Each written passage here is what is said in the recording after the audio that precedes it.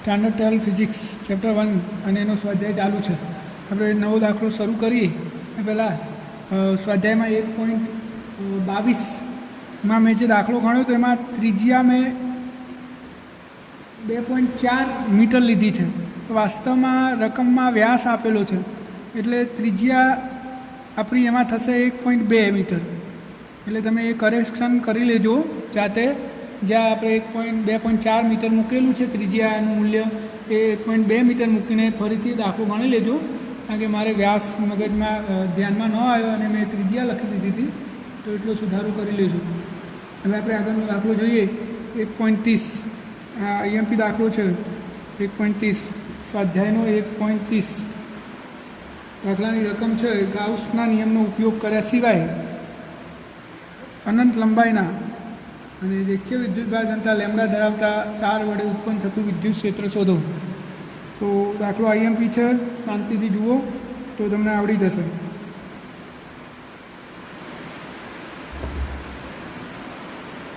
આપણે અહીંયા એક અનંત લંબાઈનો રેખીય વિદ્યુતભાર લેમ્ડા ધરાવતો તાર અહીંયા ધ્યાનમાં લીધો છે. આ તાર ઉપર વિદ્યુતભાર રહેલો છે અને આ વિદ્યુતભારની રેખીય ઘનતા લેમ્ડા છે. આ અનંત લંબાઈનો વિદ્યુતભારિત તાર છે. આપણે એક બિંદુ અહીંયા લઈ લઈએ અને અહીંયાથી આર અંતરે આપણે આ P બિંદુ આગળ વિદ્યુત ક્ષેત્ર શોધવું છે. આ તાર ઉપર રેખીય વિદ્યુતભાર ઘનતા લેમ્ડા છે, અનંત લંબાઈનો તાર છે અને આના કારણે આપણે આર અંતરે તારથી આર જેટલા લંબ અંતરે આવેલા P બિંદુ આગળ વિદ્યુત ક્ષેત્ર શોધવાનું છે. તો તારની રેખીય વિદ્યુતભાર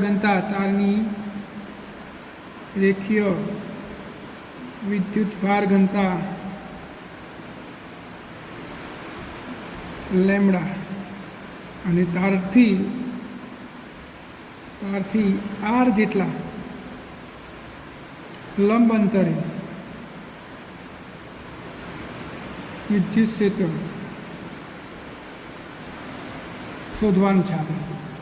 તો હવે આપણે શું કરીશું, આ O બિંદુથી X અથવા L અંતરે L લઈ લઈએ, ચલો L અંતરે એક સૂક્ષ્મ લંબાઈ વિચાર લઈએ DL જેટલી.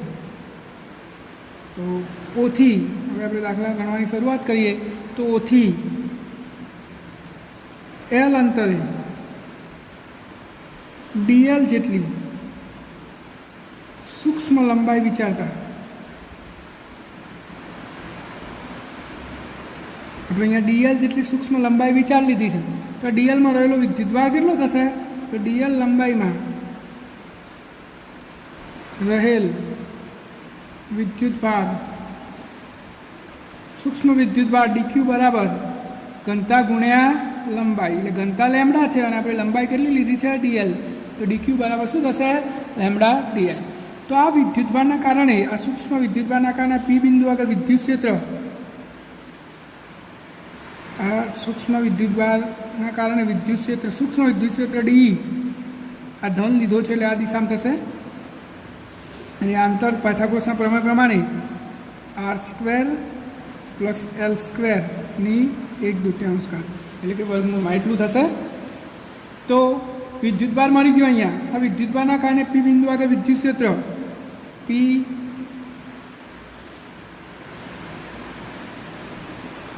સૂક્ષ્મ વિદ્યુતભારના કારણે P બિંદુ આગળ વિદ્યુત ક્ષેત્ર D જેટલું વિદ્યુત ક્ષેત્ર છે. D બરાબર શું થશે, સૂત્ર પ્રમાણે કે વિદ્યુતભાર DQ ભાગ્યા અંતરનો વર્ગ. હવે અંતર આપણું આટલું છે એનો વર્ગ. અંતર કેટલું છે, R² + L² ની 1/2 ઘાત એનો વર્ગ. તો આપણું આ ડીનું મૂલ્ય આટલું થયું. કેટલું થશે જુઓ, ડી બરાબર કે DQની જગ્યાએ લેમ્ડા DL ભાગ્યા આ વર્ગમૂળને વર્ગ કેન્સલ તો R² + L². આટલું વિદ્યુત ક્ષેત્ર સૂક્ષ્મ વિદ્યુત ક્ષેત્ર ઉદ્ભવશે કઈ જગ્યાએ, P બિંદુ આગળ આટલા સૂક્ષ્મ વિદ્યુતભારના કારણે. તો આટલા જ અંતરે એટલે કે L અંતરે આપણે એટલી જ લંબાઈનું એટલે કે DL લંબાઈનું સૂક્ષ્મ ભાગ વિચારીએ તો એનું વિદ્યુત ક્ષેત્ર P બિંદુ આગળ એટલા જ મૂલ્યનું અને આ દિશામાં થશે. કારણ કે આ અંતરે કેટલું થાય, આર સ્ક્વેર પ્લસ એલ સ્ક્વેરની 1/2 ઘાત પાયથાગોરસના પ્રમેય પ્રમાણે. તો આપણે આવું અહીંયા લખી શકીએ કે ઓથી ડાબી તરફ એલ અંતરે ડીએલ લંબાઈના સૂક્ષ્મ વિદ્યુતભારના કારણે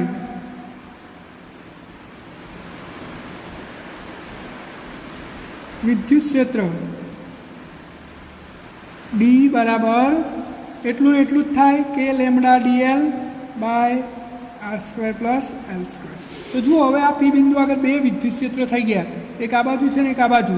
આપણે અહીંયા થીટા લઈ લઈએ તો આ થીટા થાય. હવે આપણે અહીંયા અમાક્ષ પદ્ધતિ સ્વીકાર લઈએ, આ આપણો એક્સ આમ અને આ આપણો વાય આમ. તો આ થીટા છે તો આ થીટા થાય, આ થીટા છે તો આ થીટા થાય.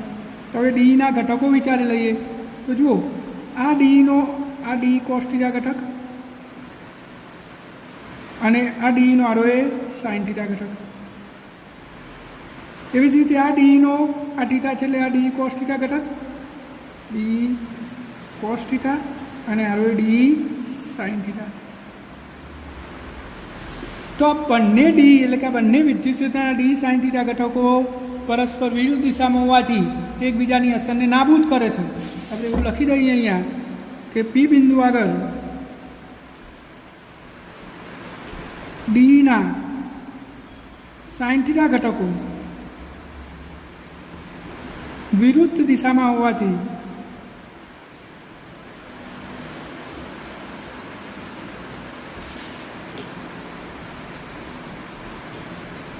એકબીજાની અસરને નાબૂદ કરે છે. પરિણામે ડીના કોસ થીટા ઘટકો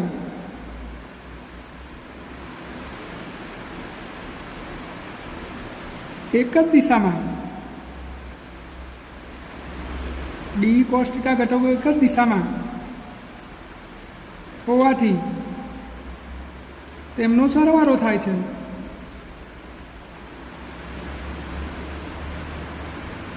તો આકૃતિમાં આપણે જોઈ શકીએ છીએ કે ડી સાઇન થીટા વિરુદ્ધ દિશામાં છે એટલે એકબીજાને અસર નાબૂદ કરે. પણ આ બંનેના ડી કોસ થીટા ઘટકો આમ છે તારની લંબાઈને લંબ એક જ દિશામાં, તો બંનેનો શું થશે સરવાળો.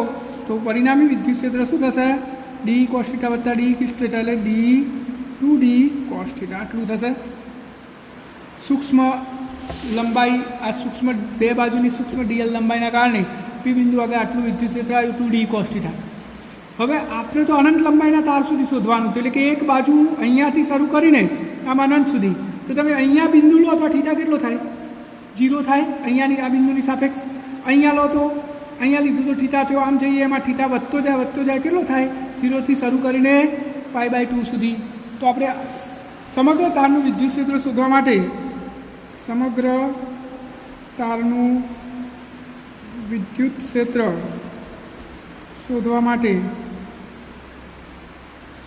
થીટા બરાબર 0થી થીટા બરાબર π/2 સુધી સંકલન લેતા, એટલે કે આપણે આખા તારનું શોધવા માટે આનો સરવાળો કરી દઈએ તો કુલ વિદ્યુત ક્ષેત્ર E બરાબર સંકલનમાં 2DE કોસ થીટા.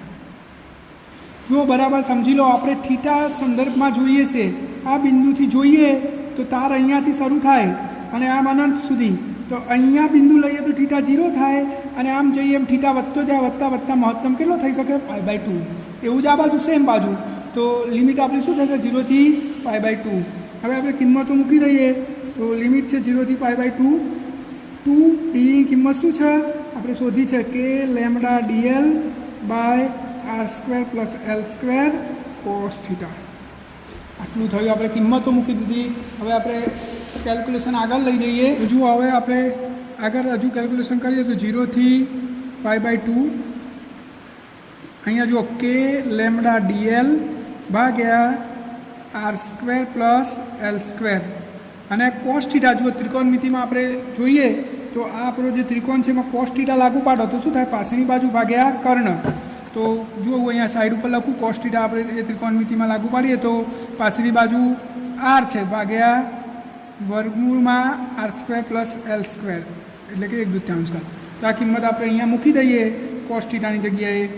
જો આપણું આ સૂત્ર છેલ્લે હતું તો 2k lambda dl/r² + l² cos θ ની જગ્યાએ શું થયું r/r² + l² ની 1/2 ઘાત આટલું થયું. તો હવે અહીંયા જો 2k લેમ્ડા તો અચળ છે એટલે હવે સંકલનમાં લખતો જ નહીં 0 થી π/2 વધ્યું શું અહીંયા dl વધ્યો r વધ્યો નીચે r² + l² આની 1/2 અને 1 એટલે 3/2 ઘાત આટલું વધ્યું. હવે આપણે આમાં આદેશ લેવો પડશે તો આપણે અહીંયા આદેશ લઈ લઈએ r બરાબર l બરાબર r tan θ આદેશ લઈ લઈએ. r બરાબર શું l બરાબર શું વિચાર્યું r tan θ. તો હવે આપણે વિકલન કરીએ આનું તો dl બરાબર r અચળ અને tan θ નું શું થાય sec² θ dθ. તો હવે આપણે આમાં કિંમતો મૂકી દઈએ તો 2k લેમ્ડા લિમિટ છે 0 થી π/2 r ની કિંમત શું r m dl ની કિંમત શું r sec² θ dθ ભાગ્યા આ r² અને l² ની જગ્યાએ શું થશે r² tan વર્ગ θ અને એની 3/2 ઘાત. હવે 2k લેમ્ડા 0 થી π/2 r ગુણ્યા r વર્ગ sec² θ dθ ભાગ્યા જો આમાંથી r² કોમન નીકળી જાય આ બે પદમાંથી તો r નો વર્ગ કોમન નીકળશે. r નો વર્ગ કોમન નીકળશે એની ઉપર કેટલી ઘાત છે 3/2. r ના વર્ગ ઉપર 3/2 એટલે 2 કેન્સલ તો r નો ઘન બહાર આવશે અને કૌંસમાં શું થશે r વર્ગ જતો હોય તો 1 + tan વર્ગ θ અને એની 3/2 ઘાત. જો એક વખત r² કેન્સલ થઈ જશે તો 2k લેમ્ડા સંકલનમાં 0 થી π/2 ઉપર r² જતો તો ઉપર વધ્યો sec² θ dθ નીચે એક r વધ્યો અને 1 + tan વર્ગ θ એટલે sec² θ અને એની 3/2 ઘાત. હવે 2k લેમ્ડા r તો અચળ છે તો નીચે બહાર લાવી દઉં 0 થી π/2 જો અહીંયા sec વર્ગ કેન્સલ થઈ જાય તો સેકની 3 ઘાત વચ્ચે ઉપર સેકની 2 ઘાત છે તો નીચે sec θ વધ્યું dθ 1/sec θ એટલે cos θ. તો સંકલનમાં 0 થી π/2 આ વધ્યું cos θ dθ.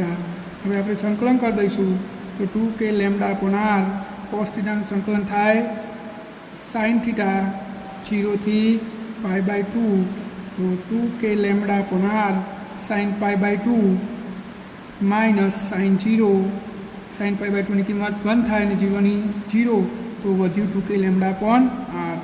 આ આપણા અનંત લંબાઈના વિદ્યુત ભારિત તાર વડે ઉત્પન્ન થયેલું વિદ્યુત ક્ષેત્ર છે. તમે દાખલો ફરીથી જોઈ લો બરાબર ઇઝી દાખલો છે પરંતુ થોડો લાંબો છે એટલે એને 2 વાર જોશો. જો અહીંયા લિમિટ આપણે જે લીધી છે એ બહુ અગત્યની છે. આપણે આ બિંદુથી થીટાની સાપેક્ષમાં લિમિટ લીધી છે. તમે અહીંયા l કે lની સાપેક્ષમાં લિમિટ લો તો જ્યારે આદેશ લો ત્યારે લિમિટ બદલવી પડે અને અહીંયા આપણે લિમિટ બદલવી પડતી નથી. તો દાખલો શાંતિથી જોઈને સમજીને વિચારીને બરાબર ધ્યાનથી જોશો ત્યારે આવડશે. દાખલો IMP છે, જોઈ લો એકવાર સરખી રીતે આને.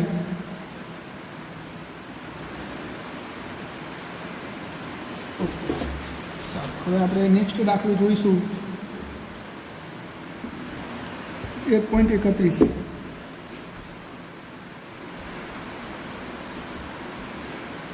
એવું માનવામાં આવે છે કે પ્રોટોન ન્યુટ્રોનની રચના પ્રાથમિક કણો એવા ક્વાર્ક્સનું બંધારણ ધરાવે છે.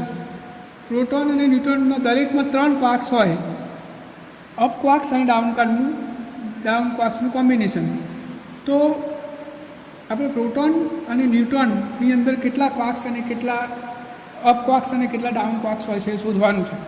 તો આ શું કહે છે કે પ્રોટોન હોય કે ન્યુટ્રોન હોય આ બંને ક્વાર્ક્સના બનેલા હોય છે. અપ ક્વાર્ક્સ એટલે U અને ડાઉન ક્વાર્ક્સ એટલે D. આ અપ અને ડાઉન ક્વાર્ક 3-3ની જોડમાં ભેગા થઈને કાં તો પ્રોટોન બનાવે કાં તો ન્યુટ્રોન બનાવે. તો આપણે પ્રોટોનનું બંધારણ વિચારીએ તો પ્રોટોન માટે ત્રણ ક્વાર્ક્સ હોય દરેકમાં.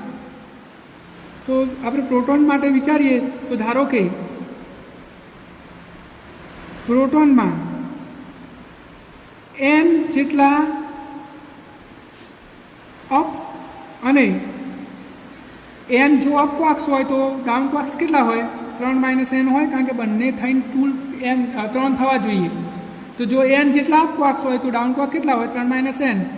તો આપણે આવું લખી દીધું. ધારો કે પ્રોટોનમાં n જેટલા અપ ક્વાર્ક્સ છે તો ડાઉન ક્વાર્ક્સ કેટલા હોય? 3 - n જેટલા ડાઉન ક્વાર્ક થાય. ડાઉન ક્વાર્ક્સ થાય, બરાબર. તો આટલી તમને ખબર પડી ગઈ હશે કે અપ ક્વાર્ક n હોય તો ડાઉન કેટલા હોય? 3 - n, કારણ કે બંનેનો સરવાળો 3 થવો જોઈએ. 3 જ હોય, આપણે ઉદાહરણ લીધું. તો હવે અપ ક્વાર્ક્સ, આ પ્રોટોન પરનો ચાર્જ કેટલો? પ્રોટોન પર વિદ્યુતભાર E જેટલો હોય છે. તો આ બંને ભેગા થઈને, એટલે કે n જેટલા અપ ક્વાર્ક્સ છે અને 3 - n જેટલા ડાઉન ક્વાર્ક્સ છે, તો આ બંનેનો સરવાળો કેટલો થવો જોઈએ? E જેટલો થવો જોઈએ. તો આ અપ ક્વાર્ક્સ છે તો અપ ક્વાર્ક્સનો વિદ્યુતભાર કેટલો? +2/3 અને ડાઉન ક્વાર્ક્સનો કેટલો? -1/3. આપણે રકમમાં આપેલું જ છે. તો આપણે જોઈ લઈએ તો અહીંયા શું થશે?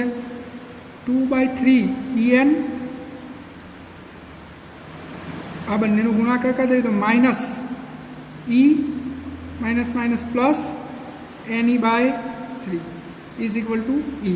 આવું થવું જોઈએ.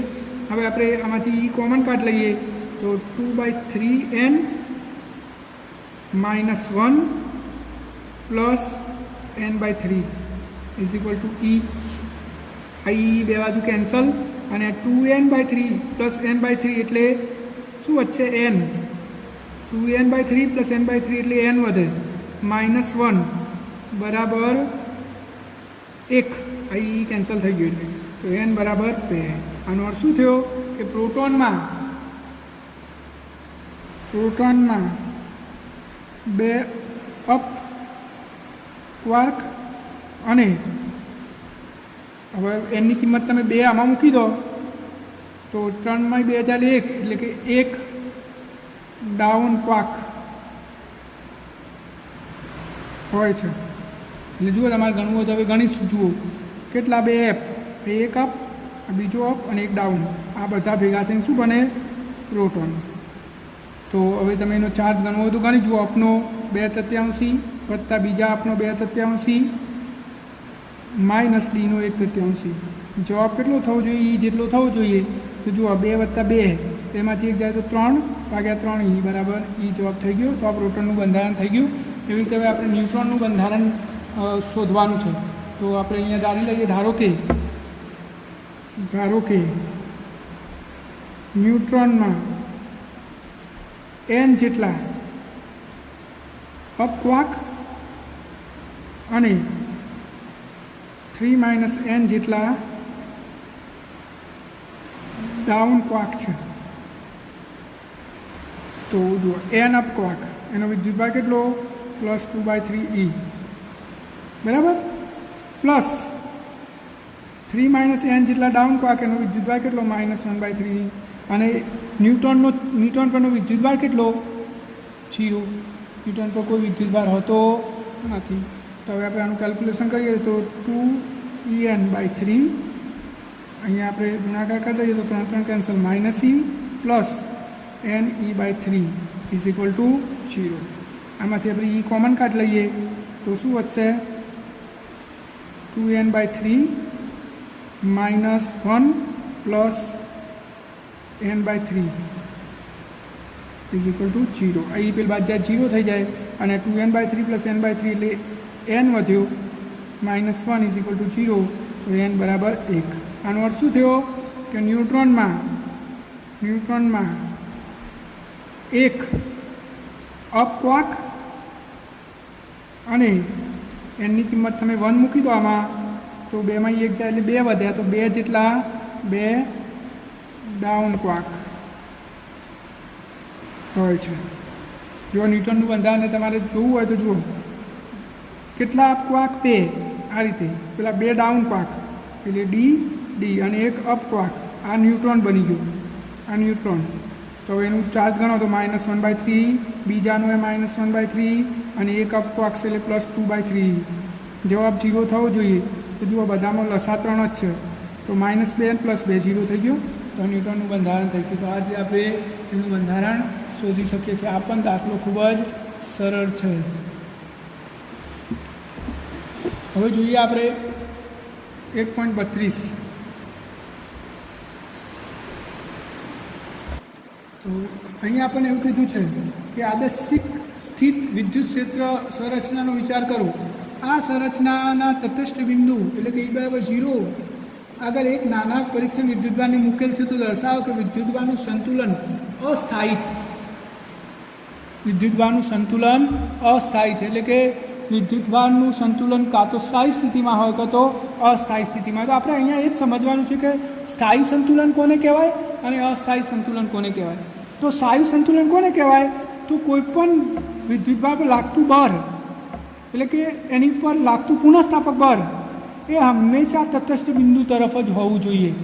એટલે કે આવું વિદ્યુતભારને એવું આમ બળ લગાડીને લઈ જવું અહીંયા, તો પછી છોડી દઉં એટલે પાછો અહીંયા આવી જવું જોઈએ. આમ લઈ જવું તો એવું, આમ લઈ જવું તો ગમે ત્યાં લઈ જવું, છોડી દઉં એટલે એની પર લાગતું પુનઃસ્થાપક બળ હંમેશા 0 પોઈન્ટ એટલે કે તટસ્થ બિંદુ તરફ હોવું જોઈએ. એટલે કે વિદ્યુતભાર જ્યાં હતો ત્યાંના ત્યાં પાછો આવી જવો જોઈએ. આને સ્થાયી સંતુલિત અવસ્થા કહેવાય. જો આવું ના હોય તો એને સ્થાયી સંતુલિત સ્થિતિને અસ્થાયી કહેવાય. તો આપણે એવું સાબિત કરવાનું છે કે E=0 આગળ કોઈ વિદ્યુતભારને મૂકવામાં આવે. અહીંયા માનો કે વિદ્યુત ક્ષેત્ર 0 છે, 0 પોઈન્ટ છે, અને અહીંયા હું એક પરીક્ષણ વિદ્યુતભાર મૂકું તો આ જે સ્થિતિ થઈ એ અસ્થાયી સંતુલનમાં છે એવું સાબિત કરવાનું છે. તો આપણે સીધી સાબિત કરી શકીએ વિરોધાભાસથી. માની લો કે આ સ્થાયી સંતુલન છે એવું માની લઈએ આપણે થોડી વાર માટે કે ભાઈ આ સ્થિતિ સ્થાયી સંતુલનમાં છે. તો એનો અર્થ શું થયો કે આ વિદ્યુતભાર તરફ બધી જ ક્ષેત્રરેખાઓ અંદર તરફ હશે. આ બિંદુ આગળ બધી જ વિદ્યુત ક્ષેત્રરેખાઓ અંદર તરફ હશે. પરિણામે અહીંયા કોઈ બંધ સપાટી વિચારીએ તો બંધ સપાટીમાંથી પસાર થતું કંઈક ફ્લક્સ મળશે આપણને. એ flux is not equal to 0 હશે. અંદર તરફ ફ્લક્સ હોવું જ જોઈએ. જો આવું હોય તો કેવું હોય? તો જો આ સંતુલનમાં હોય તો ક્યુ પર લાગતું પુનઃસ્થાપક પર હંમેશા કેન્દ્ર તરફ એટલે કે ક્ષેત્રરેખાઓ બધી જ અંદર તરફ હશે. અને જો બધી જ ક્ષેત્રરેખાઓ અંદર તરફ હોય તો ફ્લક્સ શૂન્ય ના હોય. પરંતુ ગાઉસનો નિયમ તો શું કહે છે કે કોઈ વિદ્યુતભારને ઘેરથી ના હોય એવી સપાટીમાંથી પસાર થતું ફ્લક્સ હંમેશા 0 હોય છે. તો આ તો વિરોધાભાસ થઈ ગયો. એટલે કે ગાઉસનો નિયમ સાચો છે. એનો અર્થ એ થયો કે આપણે જે વિચાર્યું છે એ ખોટું છે. એટલે કે આ તંત્ર સ્થાયી સંતુલનમાં નથી. આપણને બીજું એવું કીધું છે કે બે સમાન મૂલ્ય ધરાવતા એકબીજાથી અમુક અંતરે મૂકેલા વિદ્યુતભારની સાદી સંરચના માટે આ પરિણામ ચકાસો. તો જો આ એક ક્યુ વિદ્યુતભાર છે પ્લસ અને એક બીજો ક્યુ અહીંયા, આ બંને જોડતી રેખાનું મધ્યબિંદુ લઈ લઈએ તો અહીંયા વિદ્યુત ક્ષેત્ર 0 થઈ જાય. આપણે ગણતરી કરીએ તો આ અંતર આ અંતર, આનું વિદ્યુત ક્ષેત્ર આ બાજુ થાય કે Q/R² અને આનું વિદ્યુત ક્ષેત્ર આ બાજુ થાય કે Q/R². તો વિદ્યુત ક્ષેત્ર અહીંયા 0 થઈ જાય. હવે અહીંયા પરીક્ષણ વિદ્યુતભાર લાવો તો આ સ્થાયી સંતુલનમાં છે કે અસ્થાયી સંતુલનમાં છે એવું સાબિત કરવાનું છે. તો સીધી વાત છે. જુઓ અહીંયા ક્યુ વિદ્યુતભાર હોય તો અત્યારે હાલ તો વિદ્યુત ક્ષેત્ર 0 છે એટલે બળ 0 થઈ જશે. તો માની લો કે વિદ્યુતભારને અહીંયા લાવું તો શું થશે? આનું બળ વધારે થશે અને આનું ઓછું થશે. એટલે આનું બળ આ તરફ લાગશે અને આનું બળ આ તરફ, પણ આનું બળ વધારે હશે કારણ કે નજીક આવી ગયું. તો આ વિદ્યુતભારને ધકેલીને પાછો કેન્દ્ર તરફ લઈ જશે. જો આ બાજુ વિદ્યુતભારને લાવું તો આર્યુ બળ વધી જશે એટલે એને ધકેલીને પાછો કેન્દ્ર તરફ લઈ જશે. ટૂંકમાં આ રેખા ઉપર વિદ્યુતભારને ગમે ત્યાં સ્થાનાંતર કરીને લઈ જાઓ એની પર બળ કેન્દ્ર તરફ જ લાગશે. એટલે કે પુનઃસ્થાપક બળ કેન્દ્ર તરફ જ લાગે છે. એટલે આ યામ પર એ સ્થાયી સંતુલનમાં છે એ આપણે સમજી લીધું.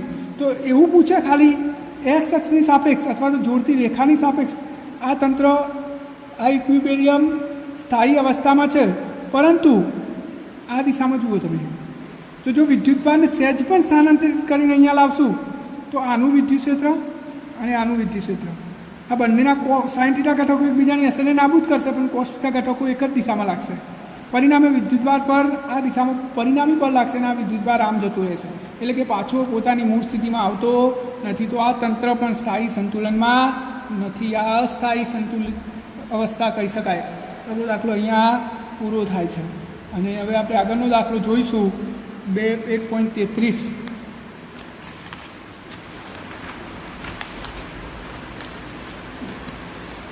એમ દર અને માઇનસ ક્યુ વિદ્યુતભાર ધરાવતો એક કણ 1.33 એમ દર અને માઇનસ ક્યુ વિદ્યુતભાર ધરાવતો એક કણ બે વિદ્યુતભાર પ્લેટની વચ્ચે વીએક્સ વેગથી પ્રારંભમાં એક્સ અક્ષને સમાંતર દાખલ થાય છે. તો આકૃતિ 1.33માં દર્શાવ્યા પ્રમાણે દરેક પ્લેટની લંબાઈ એલ અને બે પ્લેટ વચ્ચે સમાન વિદ્યુત ક્ષેત્ર જારી રાખવામાં આવે છે. તો દર્શાવો કે શિરોલંબ વિચલન ક્યુ ઈ એલ સ્ક્વેર પણ 2m વી એક્સ સ્ક્વેર જેટલું હોય છે. જો આકૃતિ 1.33 પહેલાં હું અહીંયા દોરી દઉં.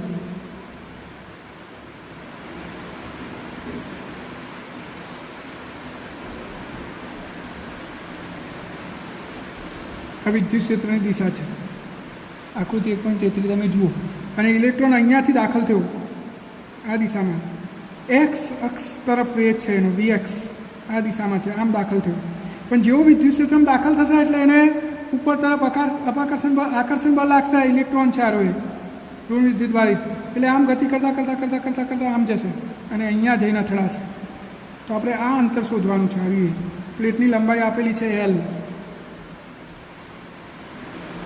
તો એને બર આ ઇલેક્ટ્રોનને બર શિરોલંબ દિશામાં લાગવાનું છે એફ બરાબર ઈ જેટલું. તો એના વેગમાં શિરોલંબ દિશામાં જ ફેરફાર થશે. એનો એક્સ દિશાનો વેગ શું થશે? અચળ. તો અહીંયા આપણે એવું કહી શકીએ કે ઇલેક્ટ્રોનનો એક્સ દિશાનો વેગ વીએક્સ અચળ છે અને ઇલેક્ટ્રોનનો વાય દિશાનો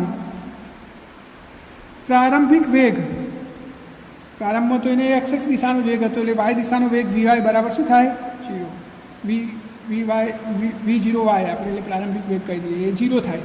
હવે બર લાગશે એને ઉપર તરફ એટલે વાય દિશામાં વેગ આવશે. તો અચળ પ્રવેગી ગતિના સમીકરણ પ્રમાણે વાય દિશાનું સ્થાનાંતર આપણે ગણીએ તો પહેલાં વાય દિશાનું બર જોઈ લઈએ. વાય દિશામાં બર કેટલું થાય? એફ બરાબર ઈ જેટલું થાય. તેથી પ્રવેગ એફ બરાબર એમ એ સૂત્ર પ્રમાણે A is equal to F upon M અને એફની કિંમત ઈ અપોન એમ. આટલો પ્રવેગ ઉદ્ભવશે વાય દિશામાં. કઈ દિશામાં? વાય દિશામાં. કારણ કે વાય દિશામાં જ બર લાગે છે ને. તો હવે આપણે વાય દિશાનું સ્થાનાંતર ગણ લઈએ તો વાય દિશાનું સ્થાનાંતર વાય બરાબર વી0 વાય પ્લસ 1/2 એટી સ્ક્વેર આપણું આ સૂત્ર છે. તો વાય દિશાનું સ્થાનાંતર વાય બરાબર પ્રારંભિક વેગ વાય દિશાનો શું છે? 0. તો વધીશું 1/2 એટી સ્ક્વેર. ત્યારબાદ વાય બરાબર 1/2 એની કિંમત કેટલી? ઈ અપોન એમ ઇન્ટુ ટી સ્ક્વેર. હવે સમય કેટલો લાગશે? તો જેટલા સમયમાં આ ઇલેક્ટ્રોન અહીંયાથી અહીંયા વાય દિશા એક્સ દિશામાં અંતર કાપશે એટલો જ સમયે વાય દિશામાં અંતર કાપવાનું છે. તો એક્સ દિશામાં આટલું અંતર કાપવા માટે લાગતો સમય શોધી કાઢીએ તો એક્સ દિશામાં એલ જેટલું અંતર કાપવા માટે લાગતો સમય તો સમય બરાબર અંતર ભાગ્યા વેગ. અંતર વીએક્સ છે વેગ એક્સ દિશાનો વીએક્સ અને એક્સ દિશાનું અંતર એલ છે. તો ટી બરાબર શું આવ્યું? L upon VX. આટલા સમયમાં વાય દિશામાં કાપેલ અંતર તો વાય બરાબર 1/2 ઈ અપોન એમ અને ટીની કિંમત શું આવી? એલ અપોન વીએક્સ અને એનો વર્ગ. આ ટી સ્ક્વેરની કિંમત આપણે આમાં મૂકી દીધી તો હવે જવાબ શું થશે? E L square into M VX. તો વાય દિશામાં કાપેલું અંતર કેટલું આવ્યું? ઈની જગ્યાએ આપણે ક્યુ આપેલો છે અહીંયા તો ક્યુ કરી દઈએ તો વાય બરાબર Q E L square upon 2m V X. આટલું અંતર કાપશે જે આપણે સાબિત કરવાનું હતું. તો તમે શાંતિથી આ દાખલો ચોપડામાં પહેલાં લખી દો, એકવાર સમજી લો. અહીંયા ઇલેક્ટ્રોન નહીં પણ વિદ્યુતભાર છે એટલે પહેલેથી જ તમે એની જગ્યાએ ક્યુ લઈ લે તો પણ ચાલશે. તો ખૂબ જ સરળ દાખલો છે અને આ દાખલા પર આપણે આના પછીનો દાખલો ગણવાનો છે 1.34. એ શું કહે છે કે આ આપેલા દાખલામાં વીએક્સ એટલે કે એક્સ દિશાનો વેગ આપેલો છે 2×10⁶ મીટર પર સેકન્ડ. વેગથી પ્રક્ષિપ્ત કરેલ ઇલેક્ટ્રોન 0.5 સેમી અંતર ધરાવતી પ્લેટો વચ્ચેનું એટલે બે પ્લેટ વચ્ચેનું અંતર આપણે હાલ જોયું ને બે પ્લેટ વચ્ચેનું એટલે વાય અંતર આપી દીધેલું છે અહીંયા. વાય કેટલો આપ્યો છે 0.5 સેમી. તો અને વિદ્યુત ક્ષેત્ર આપેલું છે E બરાબર 9.1 ગુણ્યા 10⁻² ન્યૂટન પર કુલમ.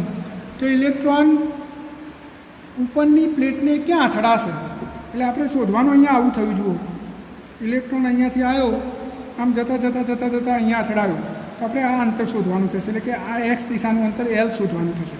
આપણે હાલ જ સૂત્ર મેળવ્યું હતું શું હતું y બરાબર QEL² ભાગ્યા 2mvx². આપણે L શોધવાનું છે તો L² બરાબર 2myvx² ભાગ્યા QE. હવે આપણે ખાલી કિંમતો જ મૂકવાની. જો 2 ઇલેક્ટ્રોનનું દર આપેલું છે આપણને 9.1 ગુણ્યા 10⁻². વાય દિશાનું અંતર 0.5 સેમી એટલે 10⁻². અને vx 2 ગુણ્યા 10⁻6² ભાગ્યા Q એટલે ઇલેક્ટ્રોનનો ચાર્જ 1.6 ગુણ્યા 10⁻19.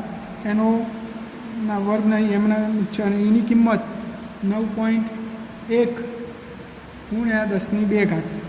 તો જુઓ આ 9.1 કેન્સલ અને ઉપર શું થશે જુઓ 5.5 ગુણ્યા 2 એટલે 1 ગુણ્યા 2 નો વર્ગ 4 એટલે 4 વધ્યા ગુણ્યા આ 10⁻12 12 12માંથી 2 જઈ એટલે 10 અને 31માંથી 10 જાય એટલે 10⁻21 ભાગ્યા નીચે 1.6 ગુણ્યા 10⁻17.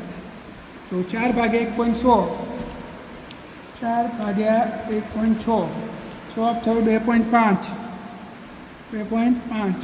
ગુણ્યા 10⁻4. તો 2.5નું વર્ગમૂળ 1.58 ગુણ્યા 10⁻2. આ L² આવ્યો અને આ L આવ્યો મીટરમાં. સેન્ટીમીટરમાં કેટલું થશે તો L બરાબર 1.58 સેમી. તો આટલું રેખીય અંતર કાપીને એ અથડાશે. તો આ પણ દાખલો સરળ છે. તમે શાંતિથી પહેલાં ચોપડામાં લખવાનું રાખો અને પછી તૈયાર કરો તો આટલે આપણું ચેપ્ટર પૂરું થાય છે.